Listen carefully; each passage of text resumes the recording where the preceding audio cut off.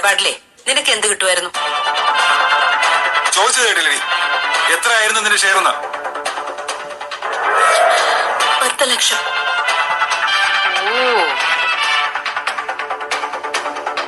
ഓ, ബാക്കി 40 ലക്ഷം നിനക്ക്. ഒന്നും അന്വേഷിക്കാതെ 50 ലക്ഷം ഞാൻ വലിച്ചെറിയുന്നു നീ കരുതിയോ? അർഹതപ്പെട്ട മുതല് അർഹതയുള്ളവരുടെ കൈ തന്നെ എത്തണം. അതെനിക്ക് നിർബന്ധം. ആദർശിന്റെ കയ്യിലെ ഞാൻ 50 ലക്ഷത്തിന് ചെക്ക് കൊടുത്തു വിട്ടു. അവിടെ എനിക്ക് വേറൊന്നും ചിന്തിക്കാനില്ല.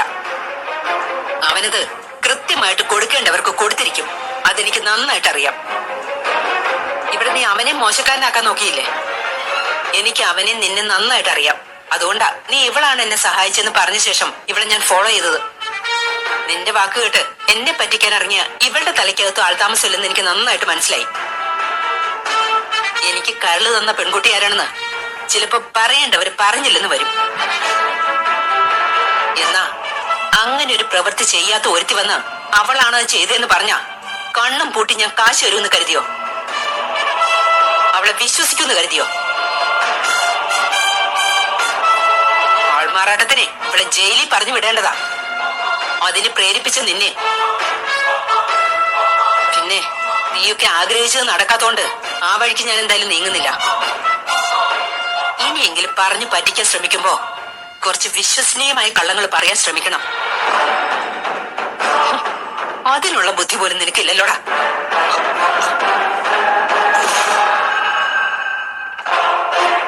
മേലിൽ ഇത്തരം തട്ടിപ്പോയിട്ട് ഇറങ്ങിക്കരുത്. ഒന്നും വയ്ക്കാം.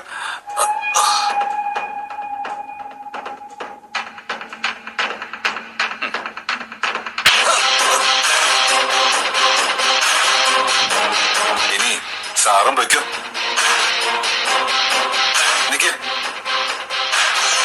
ഇനി ഇതിന്റെ പേരിൽ ഇരുട്ടടി എങ്ങനെ ഉണ്ടാവോ? നീ അനന്തപുരിയിലെ പയ്യനായോണ്ട് ചെറിയൊരു പേടിയുണ്ടായിരുന്നു. എന്നാ അവിടെയുള്ളവര് നിനക്ക് എന്ത് വിലയാ തരുന്നെന്ന് ഇപ്പം മനസ്സിലായി. അതുകൊണ്ട് ഇനി പകരം വീട്ടാൻ വന്നാ പിന്നെ നിന്റെ താമസം ജയിലിലായിരിക്കും.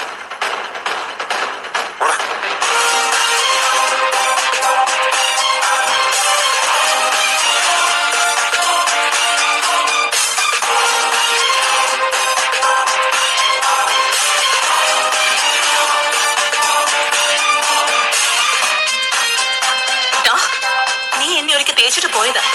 പിന്നെ നീ വീണ്ടും വന്നപ്പോ നീയുമായിട്ട് ഒരു ഇടപാടിനും ഇനിയില്ലെന്ന് ഞാൻ പറഞ്ഞതാ. പിന്നെ പൈസ കിട്ടുമെന്ന് പറഞ്ഞതുകൊണ്ട് പിന്നാലെ ഞാൻ വന്നത്. എടി, പൈസ കിട്ടുമെന്ന് അറിയാവുന്നതുകൊണ്ടല്ലേ ഞാനും ഇതിന് നിന്നത്. നിന്റെ അമ്മായിയാ പൈസ ഓഫർ ചെയ്തത്.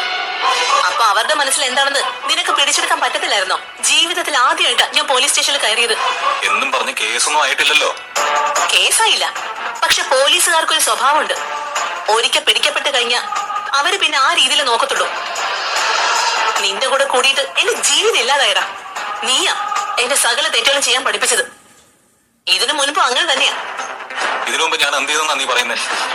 അതൊന്നും എന്നെ കൊണ്ട് നീ പറയിപ്പിക്കരുത്.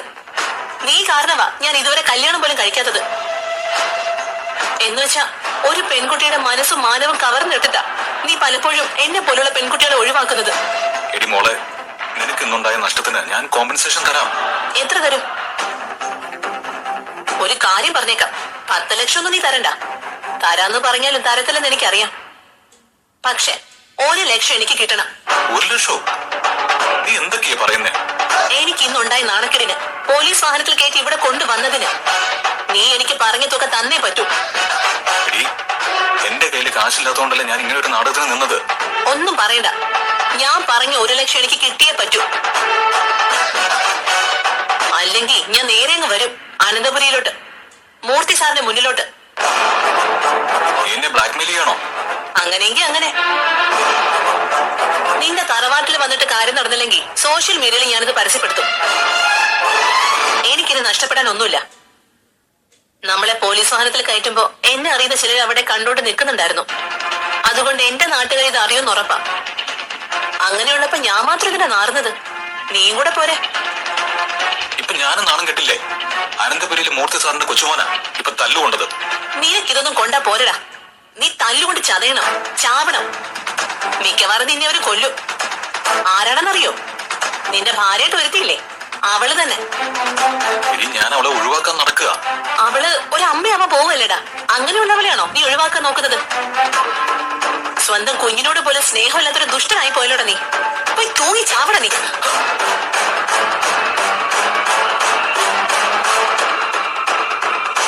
എന്താടാ അവളും നിന്റെ ദേഹത്ത് കൈവച്ചോ? മൂർത്തി സാറിന്റെ കൊച്ചുമോനായണ്ട, അല്ലെങ്കിൽ ഇന്നത്തെ സംഭവം മുഴുവൻ ഇവിടുത്തെ ക്യാമറ പറഞ്ഞിട്ടുണ്ട്. അത് ഞാൻ പരസ്യപ്പെടുത്തിയേനെ. പിന്നെ അങ്ങനെ പബ്ലിക്കിനെ കാണിച്ചു കഴിഞ്ഞാൽ പിന്നെ ഇതിന്റെ ഡീറ്റെയിൽസ് പറയേണ്ടി വരും. അത് ആ മനുഷ്യനാ കുറച്ചില്. അതുകൊണ്ട് മാത്രം ഞാനൊന്നും ചെയ്യുന്നില്ല. പിന്നെ നീ ഇന്നൊരു ക്രിമിനൽ കുറ്റം ചെയ്തിട്ടാ നിന്റെ ദേഹത്ത് പോലീസുകാർ കൈവച്ചത്. അതിന്റെ പേരിൽ നീ തിരിച്ചടിക്കാൻ നിന്നാ പിന്നെ മൂർത്തി സാറിന്റെ കൊച്ചുമോനാണെന്നൊന്നും ഞാൻ നോക്കത്തില്ല. നിന്റെ വാരിയിൽ അടിച്ചൊടിക്കും ഞാൻ. ഓടാ.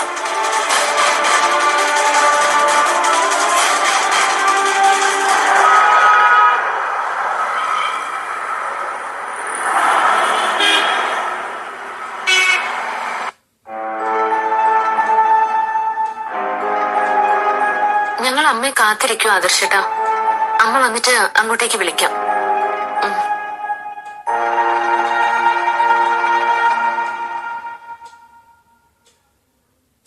അച്ഛാ, ആദർശേട്ടൻ ടെൻഷനില്ല. അവനൊരു ഇമ്പോർട്ടന്റ് ആയ മീറ്റിംഗിനാണ് പോയിരിക്കുന്നത്. അതുകൊണ്ട് ടെൻഷൻ അടിക്കാതെ അവിടുത്തെ കാര്യങ്ങൾ നോക്കാൻ പറ. ഇവിടുത്തെ കാര്യങ്ങൾ നമുക്ക് ഡീൽ ചെയ്യാം.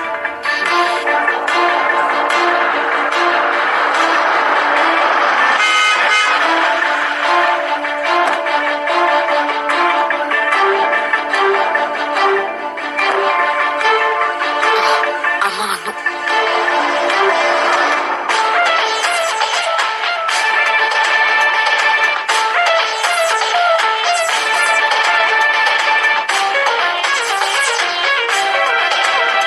താൻ എവിടെ പോയാടോ? അവളെ കാണാൻ തന്നെയാ ആ പെൺകുട്ടിയെ. ഏത് പെൺകുട്ടി? അതെന്തൊരു ചോദ്യം ചെയ്യട്ടാ. എന്നെ സഹായിച്ച ഒരു പെൺകുട്ടി ഉണ്ടല്ലോ, നയന. അവളെ കാണാനാ ഞാൻ പോയത്.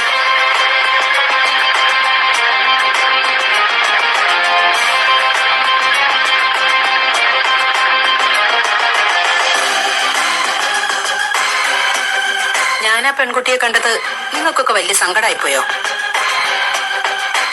ആരെങ്കിലും എന്തെങ്കിലുമൊക്കെ പറയുന്നത് കേട്ട് നീ എന്തിനാ ദേവേനെ അതിന് പിന്നാലെ പോയത്? ആരും എന്നോട് ആ പെൺകുട്ടിയുടെ കാര്യങ്ങളൊന്നും പറഞ്ഞിട്ടില്ല.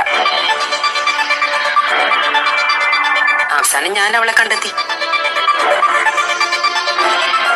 അത് മാത്രമല്ല, അവളെ എതിർത്തിട്ടും ഞാൻ അവൾക്ക് 50 ലക്ഷം രൂപ കൊടുത്തു.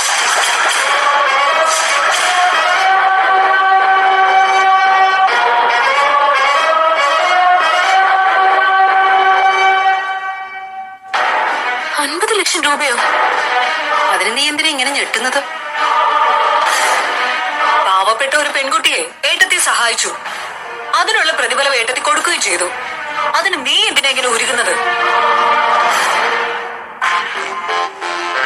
അർഹതപ്പെട്ട കൈകളിലേക്കാണോ ആ പണം പോയതെന്ന് ആർക്കറിയാം?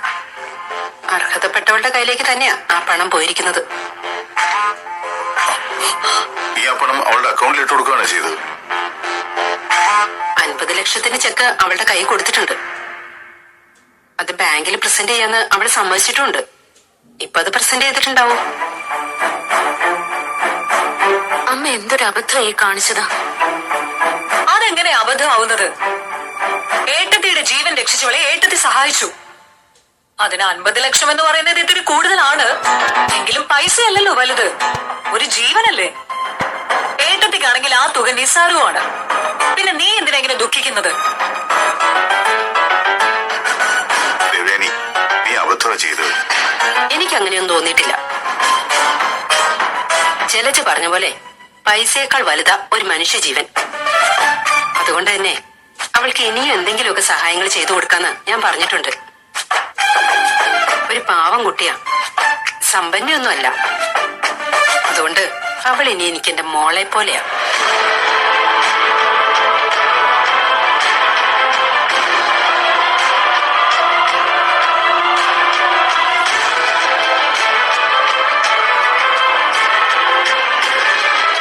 നീയാണത് ഒപ്പിച്ചത്. നിന്റെ സംസാരം കേട്ടിട്ട് അങ്ങനെ തോന്നുന്നല്ലോ. അയ്യോ എനിക്കൊന്നും അറിയില്ല. ഇത് വലിയ ചതിയായി പോയല്ലോ അച്ഛാ. എന്തോന്ന് ചതി? നിന്റെ വീട്ടിൽ വന്ന് ഏട്ടത്തി വിളിച്ചോണ്ട് വന്നതാ ഏറ്റവും വലിയ ചതി. അല്ലാതെ പാവപ്പെട്ട ഒരു പെൺകുട്ടിയെ സഹായിച്ചതൊന്നുമല്ല.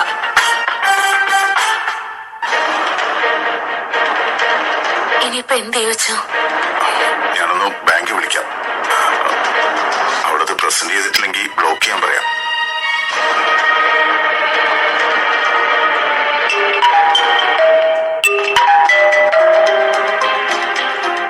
Hello sir. എടോ, അവിടെ ആരെങ്കിലും ദേവയാനോട് ഒരു ചെക്ക് പ്രസന്റ് ചെയ്തിരുന്നോ? ചെയ്തിട്ടുണ്ട് സർ. അത് ബൗൺസായി. ബൗൺസായോ? ആ അക്കൗണ്ടിൽ പൈസ ഇല്ലായിരുന്നു സർ. അങ്ങനെ വരാൻ വഴിയില്ലല്ലോ. ദേവയാനയുടെ അക്കൗണ്ടിൽ പൈസ ഉണ്ടായിരുന്നല്ലോ. പക്ഷെ മേഡത്തിന്റെ മറ്റൊരു അക്കൗണ്ടിലേക്ക് ട്രാൻസ്ഫർ ചെയ്തിരുന്നു സർ. ബാക്കിയൊക്കെ മേഡത്തിന് അറിയാവൂ സർ. ശരിയടോ. എന്തായി അച്ഛാ? ആ ചെക്ക് പ്രസന്റ് ചെയ്തു, പക്ഷെ പാസ്സായില്ല. ദേവയാനയുടെ അക്കൗണ്ടിൽ പൈസ ഇല്ലായിരുന്നെന്ന്. ഒന്നും മനസ്സിലാവുന്നില്ലല്ലോ അച്ഛാ. ഇതിനകത്ത് എന്തോ ഒരു കളിയുണ്ട്. അതിനെ അയാൾ തന്നെ പറയട്ടെ.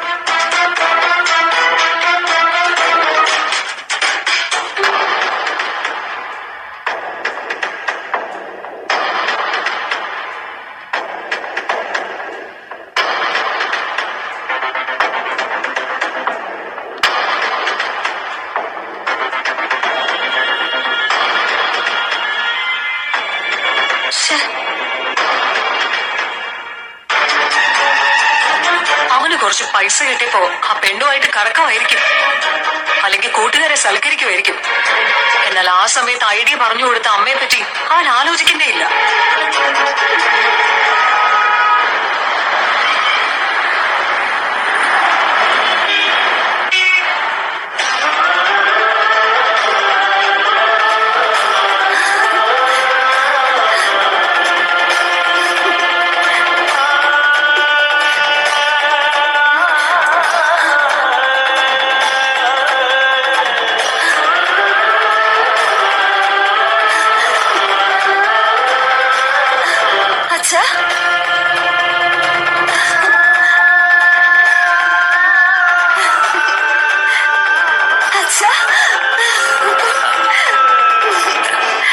എന്തു പറ്റി മോളെ?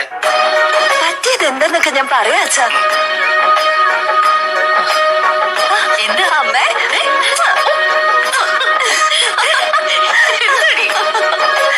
എന്താ നിനക്ക് ഇത്ര സന്തോഷം? തന്നെ ഞാനും ചോദിച്ചത്. അച്ഛാ, ഞാൻ SI ടെസ്റ്റ് പാസ്സായിട്ട് ലിസ്റ്റിലുണ്ട്. അയ്യോ,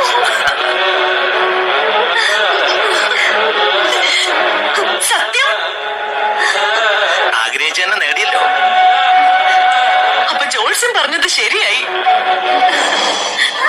ജോലിസിന് പ്രവചിച്ചാലും ഇവള് നന്നായിട്ട് പഠിച്ചുകൊണ്ടല്ലേ ഇപ്പൊ ഈ ടെസ്റ്റ് പാസ്സായത്. പക്ഷേ സത്യത്തിൽ ഇത് കേട്ടിട്ട് എനിക്ക് അത്ര വലിയ സന്തോഷമൊന്നുമില്ല. അതെന്താ അമ്മ അങ്ങനെ? കാക്കി ഇടുന്നതിന് മുമ്പ് തന്നെ നീ കൈ കിട്ടുന്നവരെയൊക്കെ ചതച്ചിട്ടല്ല അത് വിടില്ല. അപ്പൊ പിന്നെ നീ SI ആയാലോ?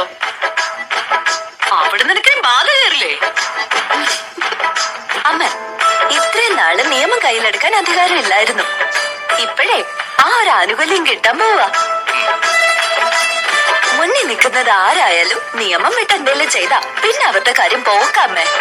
ഓ, അത് തന്നെ എന്റെ പേടിയും. കീരിക്കാടൻ ജോസുമാർ ഒരുപാട് പേരുണ്ട് സമൂഹത്തില്. അത് നിനക്ക് ഓർമ്മ വേണം. എനിക്കൊരു കീരിയെയും കീരിക്കാടനെ ഒന്നും പേടിയില്ല.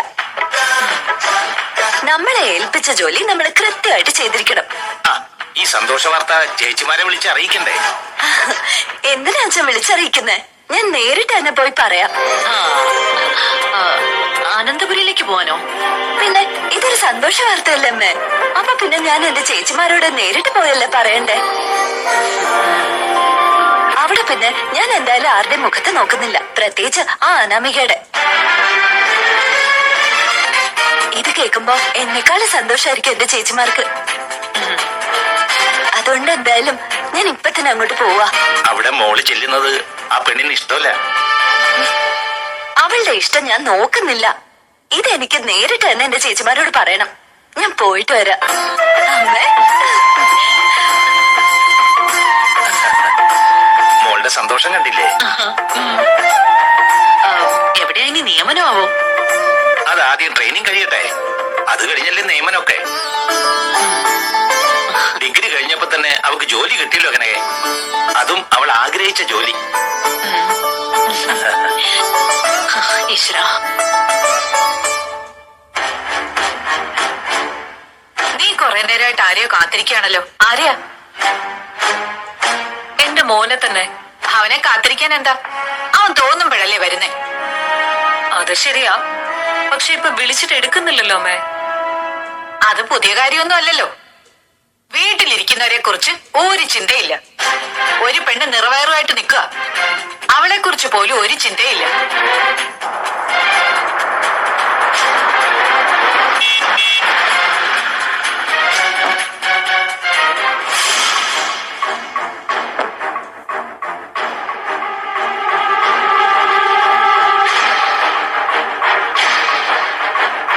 ആ, അവൻ വരുന്നുണ്ട്.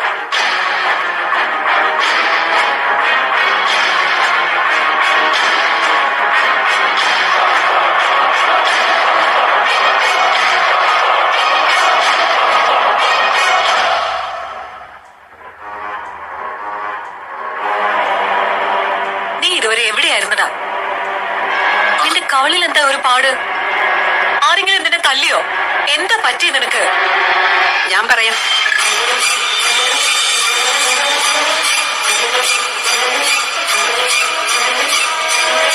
പോലീസുകാർ കൊണ്ടുപോയി നന്നായി പെരുമാറിയല്ലേ? എന്താ ദേവേനി? എന്താന്നോ, ഇവനെ നമ്മുടെ കമ്പനിയിലെ വേറെ ഒരു എംപ്ലോയി ആക്കിയെന്നും പറഞ്ഞ് നാഴികയ്ക്ക് 40 വട്ടം ഇവള് സംസാരിക്കുമല്ലോ. അങ്ങനെ ഇവനെ തരം താഴ്ത്തിയിട്ടുണ്ടെങ്കിൽ അതിനൊരു കാരണവും ഉണ്ട്. അത്രയ്ക്ക് ചതിയനവൻ.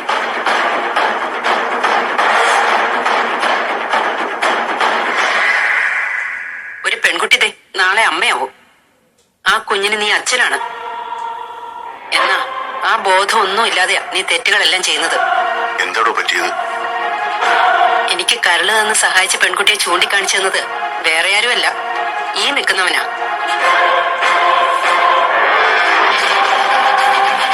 ഏതാടാ പെൺകുട്ടി?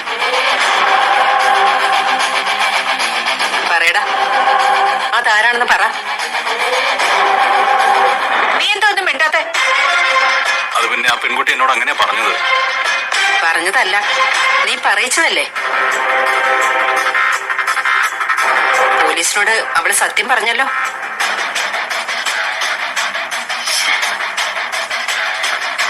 എന്നെ സഹായിച്ച പെൺകുട്ടിക്ക് ഞാൻ 50 ലക്ഷത്തിന് ചെക്ക് ആദർശിന്റെ കൈ കൊടുത്തു വിട്ടിരുന്നു. എന്നിട്ടും ആ പെൺകുട്ടി അത് ബാങ്കിൽ പ്രസന്റ് ചെയ്തിട്ടില്ല. അപ്പോഴേ ഇവൻ മനസ്സിലാക്കി, ഏതെങ്കിലും ഒരു പെൺകുട്ടിയെ കൊണ്ടുവന്ന് കാണിച്ച അവൾക്ക് 50 ലക്ഷം കിട്ടുമെന്നും ആ പൈസയുടെ മുക്കാൽ ഇവന് സ്വന്താക്കാന്നും. ഞാനേ സ്റ്റേഷനിൽ പോയിട്ടാ വരുന്നത്, അവിടുന്ന് സത്യങ്ങളെല്ലാം മനസ്സിലാക്കിയിട്ട്. 50 ലക്ഷം പെൺകുട്ടിക്ക് കിട്ടിയ 40 ലക്ഷം ഇവനും 10 ലക്ഷം ആ പെൺകുട്ടിക്കും.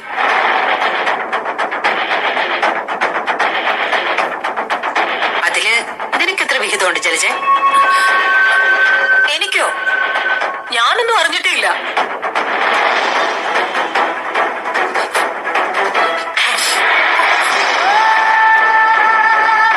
എന്താടാ? എന്തൊക്കെയാണ് നീ ചെയ്തു കൂട്ടിയത്? പറയണോ? പറയാൻ പറയണോ? പറയങ്ങോട്ട്. വേണ്ട, ഇനിയിപ്പോ കൂടുതൽ ഡ്രാമയൊന്നും വേണ്ട. എല്ലാവർക്കും എല്ലാം മനസ്സിലായി. അച്ഛനിവിടെ ഉണ്ടായിരുന്നെങ്കിൽ നീ ഇപ്പൊ ഈ വീട്ടിൽ നിന്ന് പുറത്താ. ഇവിടെ നിന്ന് പുറത്തു പോകാനുള്ള ഒരുപാട് കാരണങ്ങൾ നീ ഉണ്ടാക്കിയിട്ടില്ലടാ. എന്നിട്ട് നിനക്ക് മതിയായില്ലേ?